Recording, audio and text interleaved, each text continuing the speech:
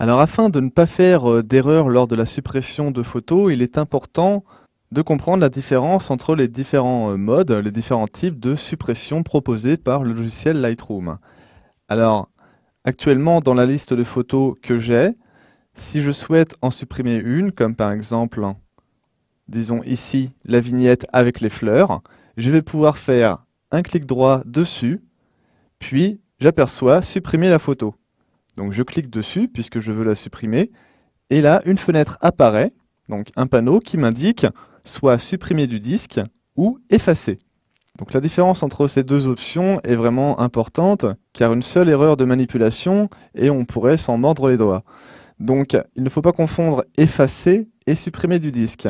Alors effacer, cela a pour effet, si je clique dessus, de retirer ma photo avec les fleurs de mon catalogue actuellement ouvert, donc de mon catalogue Lightroom. Je peux voir ici que la photo avec les fleurs a été supprimée. Je peux voir également ici que le nombre de photos a diminué de 1.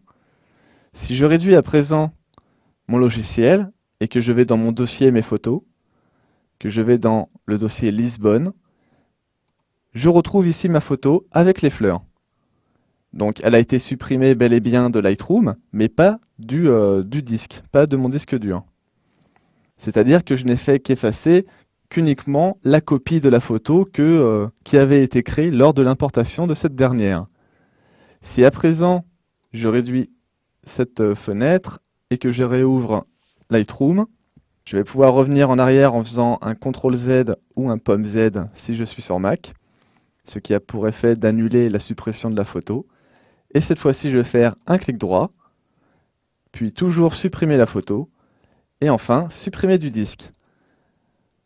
Alors cette fois-ci, la photo avec les fleurs a toujours disparu de mon catalogue Lightroom, mais en réduisant le logiciel et en ouvrant mon dossier, je constate que la photo a été supprimée également de mon disque dur, et pour la retrouver à présent, il faut que j'aille dans la corbeille, et là je la retrouve. Donc elle a été supprimée du disque, mais j'ai encore une chance à cette étape-là de la réintégrer dans mon disque dur. Donc je vais cliquer dessus puis restaurer l'élément, et la photo est revenue dans le dossier.